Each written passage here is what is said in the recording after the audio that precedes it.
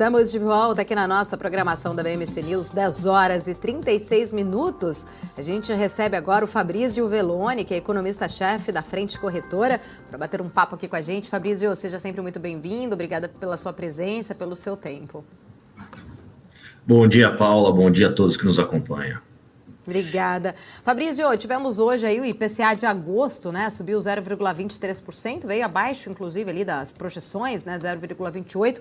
Apesar da aceleração ali dos núcleos, eu queria entender se essa variação ela é moderada. Qual a sua leitura aí, de fato, sobre este IPCA divulgado hoje?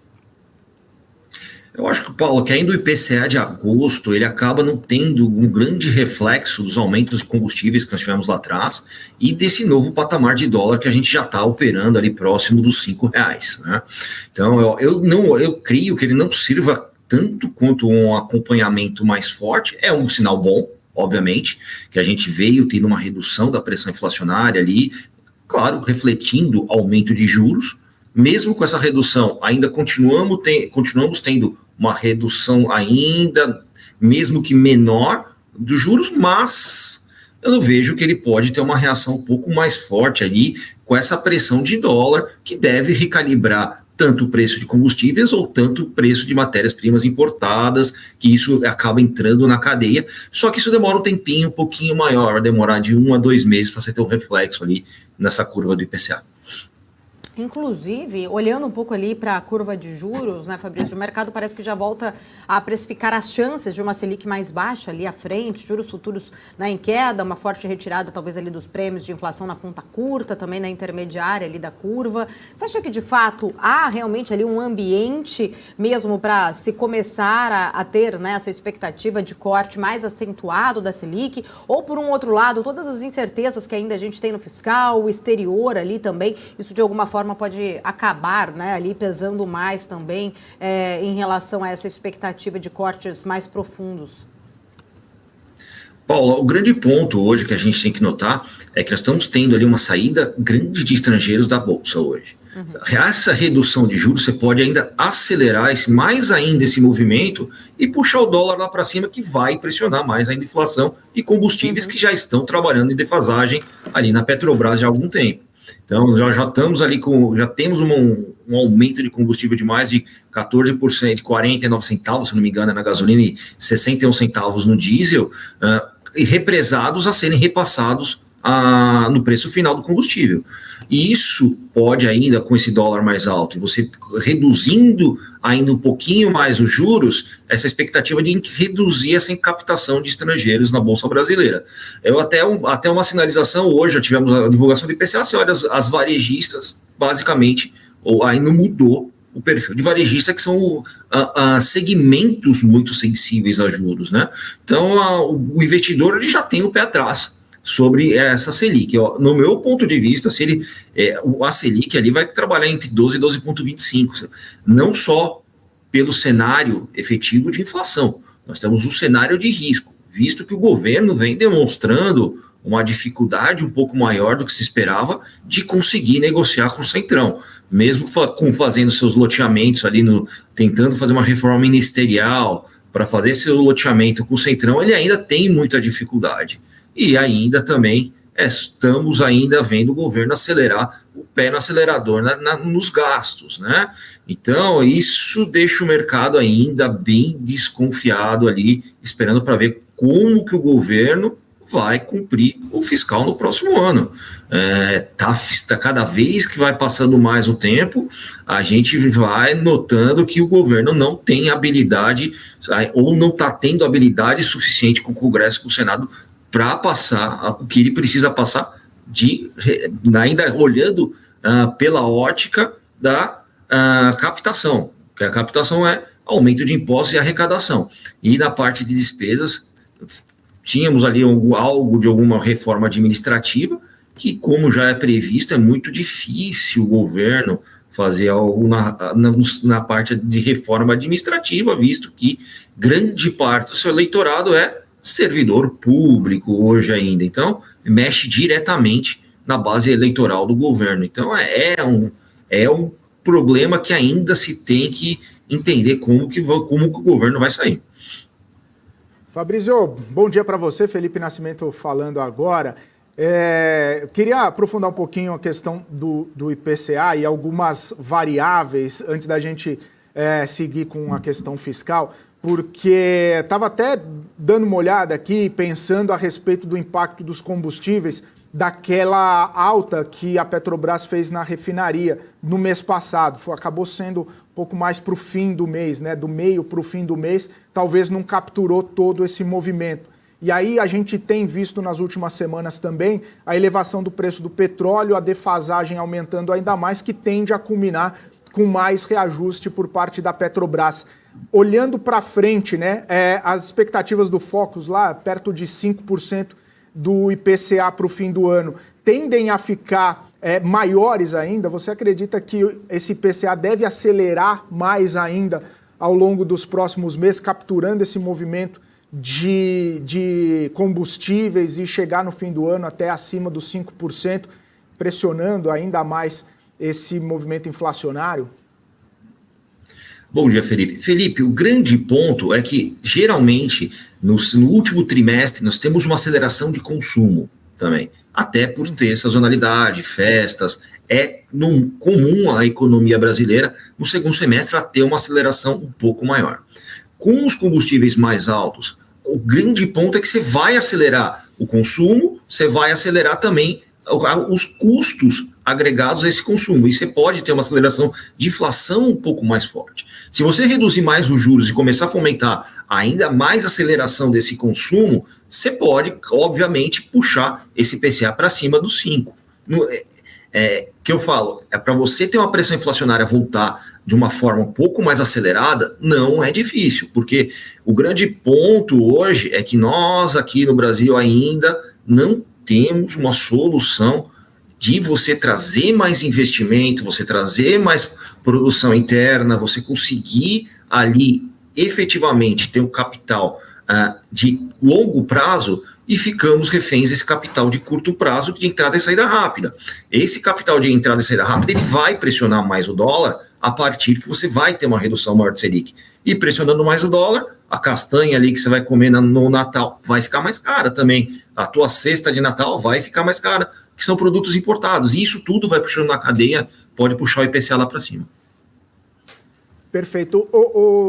Fabrício, nesse sentido ainda, né, você já comentou sobre os impactos provavelmente na próxima decisão do Banco Central, mas o que a gente está discutindo bastante também é a questão do crescimento econômico aqui do Brasil, né, principalmente com essas revisões de PIB podendo crescer mais de 3%, até mesmo, na conta até do Ministério da Fazenda é mais de 3%. Parece que o consenso do mercado ali já chegou perto dos 3%, mesmo que o Focus ainda não tenha capturado. Essa movimentação, né, de queda de juros, de até uma inflação um pouco mais acelerada, como que você falou, no segundo semestre, baseada nesse consumismo, né, no consumo um pouco mais alto, tende a dar essa perspectiva de maior crescimento. E aí a gente já entra naquela história, né? Mais crescimento, mais arrecadação é um bom sinal, é uma boa notícia para o governo, esse cenário que está se traçando em relação a crescimento econômico? O grande ponto, Felipe, é que é mais crescimento, mais arrecadação, e o governo aumenta mais ainda os gastos. Esse que ele vai gerando essa renda, entre aspas, artificial no mercado, injetando um crescimento através de estímulos, como foi lá atrás, aumentando as bolsas, você conseguindo aumentar a isenção de IR, tudo isso você vai gerar renda artificial, que era o grande ponto que o governo, aquele embate com o Banco Central, que você reduz juros, você também aumenta o ciclo econômico, mas isso, ele não tem uma aceleração artificial dessa forma, a gente sabe onde que acaba, né? A marolinha de 2010 gerou um não crescimento do Brasil nos últimos 10 anos gigantesco. Pega o PIB do Brasil, pega o PIB da Índia.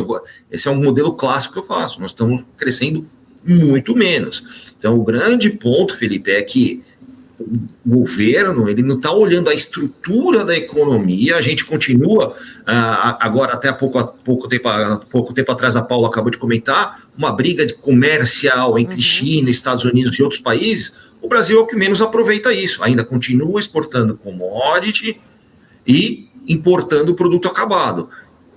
Em relação a você pega hoje, o México vem crescendo bastante, porque ele está aproveitando essa briga praticamente em China e Estados Unidos e aumentando sua produção de exportação de produto acabado para os Estados Unidos. Então, por que o investidor não entra no Brasil hoje? Nós temos aqueles pontos que não se muda, que é insegurança jurídica, você tem um custo caro de contratação, você tendo ali a parte tributária ainda confusa e cara também para o Brasil, e isso se acaba, vou continuar nesse ciclo de exportando commodity e continuar nesse crescimento, que é um crescimento que, em relação aos outros mercados, nós estamos um pouco na frente. Por que o Brasil começa a crescer em relação aos outros mercados? Porque nós controlamos a inflação antes, pagando um ticket de juros alto para o investidor correr esse risco de Brasil. Eu vejo que se nós começarmos a descer muito juros, o investidor não vai correr esse risco de Brasil, a gente vai secar e pressionar muito mais dólar e pressionar muito mais inflação, que vai ser, talvez esse crescimento maior, ele seja mais prejudicial do que efetivamente você ter um crescimento menor, mas por um tempo mais prolongado, que se vai acabar, como nós aqui com economistas falamos, um movimento cíclico acelerado, ele gera um movimento depois acíclico mais acelerado. Então ele desacelera mais rápido. Então eu acho que o governo teria que ter um foco no crescimento, mesmo que seja menor, mas com as bases resolvidas para ter um crescimento por um período mais prolongado. Ô Fabrício, diante do que você traz, né, dessa sua leitura importante em relação do crescimento do Brasil, a gente viu, na verdade, né, esse crescimento agora muito impulsionado, inclusive, pelos gastos do governo, né? Eu queria entender justamente nessa sua leitura, pelo que eu entendi, então, esse PIB ele não se sustenta. Mesmo o governo, aí a gente tem um outro lado ali, né? Mesmo o governo ainda sendo um governo mais gastador, que a gente até de fato não vê, né, ali. A primeira vez que a gente ouviu falar ali ontem foi de um possível pente fino no INSS para cortar ali um valor que também foi visto como muito otimista, na casa dos 20 bi, mas a gente não vê corte de gastos, né? A gente só vê ali aumento de angariar novas receitas, mas de fato a gente olha ali para um PIB, voltando para o PIB aqui, pela sua leitura, a gente não, você acredita aí que realmente o PIB ele não se sustenta com o crescimento diante desses outros fatores que você bem colocou? Não, ele não adianta nós fazermos o crescimento gerado sobre a renda artificial. Injeção de renda artificial. Hoje, aqui nos Estados Unidos, o que a gente sofre? A injeção de renda artificial gigante, que impressiona a inflação. Você aumentou receita e jogou renda no mercado desabastecido. O que aconteceu? Você zerou o estoque e hoje ainda, depois dos problemas de China, todo o problema que a gente conhece, você gerou essa pressão inflacionária. Então, você vai gerar renda artificial, reduzindo juros, você vai gerar inflação. Então, não vai ter o crescimento. O grande ponto, Paula, que você tocou, não adianta o governo ficar passando a peneira no rio para pegar as pedrinhas e depois, do outro lado, gastar rodo do outro lado, que não acaba, a conta não fecha. Nós estamos falando de um déficit para o final do ano que vem de 170 bi. Nós estamos falando, vou colher 10 bi aqui, 5 bi ali. Não tem mais de onde tirar. O que vai acabar acontecendo? Novamente, nós vamos onerar. Vai ser a reforma tributária de oneração. Já vamos falando o IVA de 27%. Daqui a pouco vai para 28%, 30%. O que acontece? Nós vamos perder novamente a atratividade dentre os pares emergentes para você trazer o quê? Produção, emprego, desenvolvimento, investimento em infraestrutura, que é algo fundamental, que é algo que você vai investir, você vai ficar com esse capital rodando dentro do Brasil 10, 20, 30 anos, e você começa a fazer sua base para você ter um crescimento, mesmo que seja menor, mas ele seja perene por muito mais tempo. Dessa forma, o governo vai dar aquele boom, de repente, na próxima eleição lá, depois que alguém se eleger, aí afunda novamente. É o mesmo cenário que nós vimos depois dos últimos dois governos, Lula 1 e Lula 2, o que acabou acontecendo na sequência. É o mesmo cenário que está sendo traçado. Então, é difícil a gente enxergar algo muito diferente de Brasil do que nesses cenários que nós já vimos. Inclusive, né, acho que um remember aí, como você bem traz, né, olhando justamente para essa questão, quando o crescimento do Brasil desacelerar, você acha que esse conflito fiscal, monetário, né, entre aí política fiscal, política monetária, pode emergir, inclusive, de novo aí com mais força? Com certeza, né? Eu acho que ali vai ficar esse um puxa de um lado, outro puxa do outro, para ver quem que vai ser que o salvador do Brasil. A política fiscal do Brasil já é uma política fiscal que deveria ter sido alterada há muitos anos, né, Paulo? Eu, desde o meu primórdios de faculdade de economia, a gente escuta, né, da ineficiência fiscal de Brasil, e a gente viu o que gerou a ineficiência fiscal de Brasil durante esses anos, o quanto não atrativos nós somos em relação aos outros pares emergentes para ter produção. E quando nós aceleramos a nossa produção, que foi lá em 2010, nós não tínhamos energia, né? O que é? Infraestrutura. Nós não temos os portos para fazer escoamento de soja. Tivemos que entrar em empresas privadas para fazer algo diferente para conseguir ter mais eficiência. Então, nós temos um governo hoje que ele é muito mais estatista, que acaba prejudicando nesse ponto de infraestrutura que você não consegue atrair capital privado para você desenvolver isso dentro do Brasil. Então não adianta também a gente falar, vamos acelerar de forma renda artificial legal, ótimo. Vai chegar, não vamos ter luz para produzir novamente. É isso, o Brasil não evoluiu desse período de 2010 até hoje, não evoluímos mais nada. Então isso ainda gera um gargalo muito grande.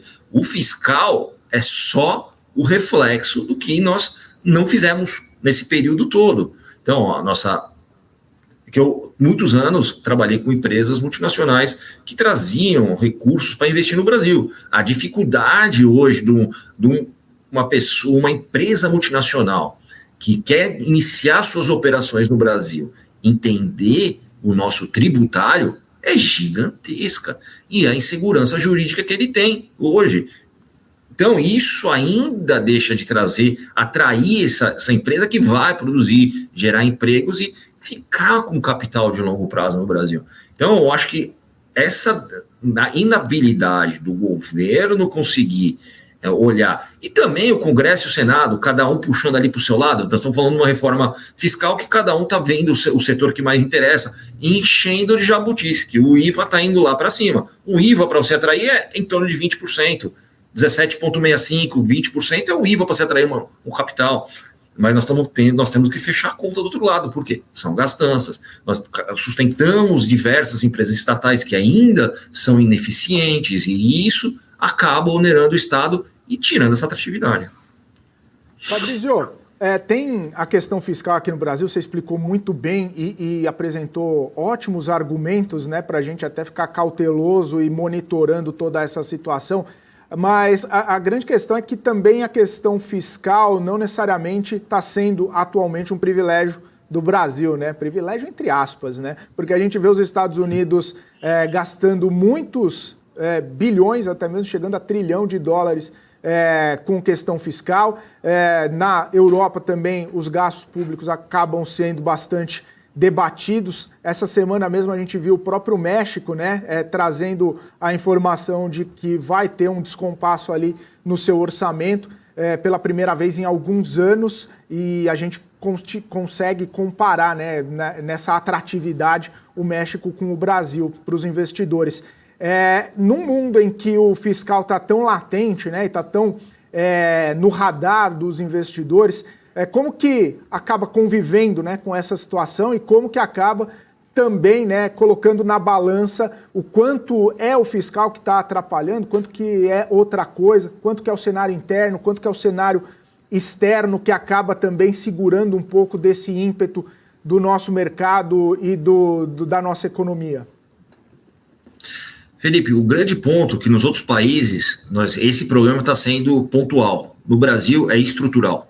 O fiscal. Nós já estamos desde 2002 ali em descompasso com o fiscal, sempre tendo uma expectativa de gasto muito maior que de arrecadação, e vindo ali tracionando de forma artificial o equilíbrio das contas, né? Nós estamos falando de pedalada fiscal do governo Dilma 2014, então já está vindo ali de 2010 a gente empurrando o fiscal e ainda sustentando o grande ponto que eles tiveram esse descompasso por causa da pandemia, por causa que tiveram que aumentar incentivos para segurar as economias em pés, para conseguir sobreviver nesse período. O nosso problema é que o fiscal ele já vem defasado, sustentando empresas estatais ineficientes, através do loteamento de cargos, desde lá de trás. Então, a comparação, ela nesse momento, ela serve, mas o grande ponto é que um é pontual, o nosso é estrutural. A dívida dos Estados Unidos, eu acho que não me engano, hoje está em torno de 108% do PIB americano.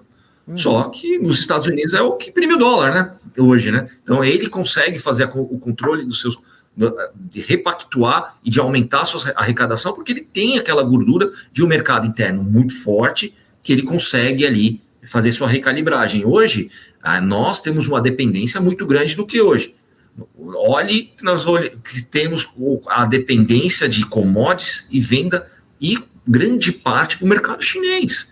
Então, o que é? Produto de valor agregado baixo, que nos ajuda, o agro que nos ajuda, que grande parte disso também vem do agro de mineração. Isso aí acaba mudando o perfil da mão de obra, que é a mão de obra do campo, que você pode ver que o agro vai bem, que é o setor que exporta. Mas a parte industrial brasileira, ela já vem sofrendo um processo de desindustrialização há mais de 20 anos. E isso hoje já reflete na baixa produção e o que traz mais sensibilidade da economia brasileira a dólar. Por quê? Grande parte do produto acabado, ou ela é montado aqui, só uma montagem, mas os componentes são importados, e a mudança do dólar ajuda também você fazer uma pressão em cima de inflação. Hoje, esse que no meu ponto da economia, para ter um crescimento mais perene, um crescimento mais duradouro, é base estrutural, basicamente, que a gente tem que mudar na economia brasileira. Ou seja, estamos com alguns problemas quando a gente vê todas essas revisões de crescimento chinês, né? Já os 5% projetado pelo próprio governo talvez não chegue. Alguns economistas até têm falado entre 3% e 3,5% de crescimento. Se a situação continuar sustentada nessa forma, Fabrício, o Brasil vai ter alguns problemas aí para também entregar um crescimento, também entregar um PIB um pouco mais robusto, já que as commodities acabam sendo esse sustentáculo, né? Grãos, minério e o próprio petróleo, né? Com menos crescimento chinês, até a demanda por petróleo acaba sendo reduzida. Nesse cenário chinês, o Brasil acaba tendo quais alternativas? Como que a gente cresce sem esse sustentáculo chinês? A alternativa está na mesa, né, Felipe? Nós temos a grande oportunidade de abocanhar parte desse mercado chinês que hoje está em guerra comercial desde o governo Trump com os Estados Unidos e produzir no Brasil. É gerar a condição de você trazer esse mercado para dentro do Brasil. Então, eu acho que não adianta nós nos aliarmos somente com os BRICS, que são os países que, em certo ponto, são concorrentes nossos para conseguir abocanhar essa fatia e gerar condição para eles entrarem mais forte que nós. O mercado americano, hoje tem o México. A nossa proximidade com o mercado americano é muito maior que o chinês e a demanda de produto acabado deles é muito maior. Nós estamos vendo ali a Apple já sofrendo sanções na China. Por quê? Já está fazendo um processo de mudança de produção para Indonésia, Vietnã, outros países. O Brasil, por que não o Brasil? Nós temos um parque tecnológico excelente no Brasil. Mas o grande problema é que nós temos uma tributação que o custo de produção aqui fica muito caro. Então é isso que o Brasil tem que trazer para a mesa. Entender que a parte de tributária, toda essa parte de exportação de produto acabado, nós ainda estamos de uma forma muito embrionária. Então, e essa evolução, hoje, com o cenário de uma reorganização comercial de forma mundial, seria muito favorável pelo Brasil. Ô Fabrício, mas tem a questão também, e aí só para eu tentar colher um entendimento aqui, recentemente até foi falado de uma reindustrialização, né, uma neoindustrialização aqui do Brasil, e que acabou até sendo alvo de algumas críticas, porque seria remontar a uma situação ou, de repente, a um projeto desenvolvimentista, né, não atual, né, até mesmo anacrônico, algo lá dos anos 80, anos 90, com essa questão de industrialização, que hoje, teoricamente, seria mais interessante ter questões ligadas mais à tecnologia ou algum outro tipo de manufatura até mesmo, né? de indústria de transformação mais ligadas nesse setor. A gente abocanhar o que a China está deixando de fazer, o que a China não está com condições por conta desse baixo crescimento econômico, não seria, de repente, voltar para esse sistema mais anacrônico e não necessariamente a gente olhar para um futuro com países desenvolvidos? Vamos lá. Essa neoindustrialização que eu escutei bastante aí, principalmente em campanha, é uma neoindustrialização que a gente fortalece o sindicato e ainda deixa mais complicado ainda a vida do empregador em relação a leis trabalhistas que já são confusas e nem sempre são equilibradas, né, hoje no Brasil. Então, isso é um fato que acaba não funcionando. Se a gente voltar para esse ponto, na verdade, nós estamos voltando para o ponto que nos matou, basicamente, né? Que é isso que hoje deixa de Brasil atrair novas indústrias e deixa de atrair novos investimentos para conseguir superar os nossos pares emergentes, né, abocanhar esse mercado. Então, é esse o grande ponto hoje desse governo. Não se consegue fazer algo do jeito que eles querem fazer. Nós estamos aqui falando de empresas estatais. Empresas estatais hoje são extremamente ineficientes.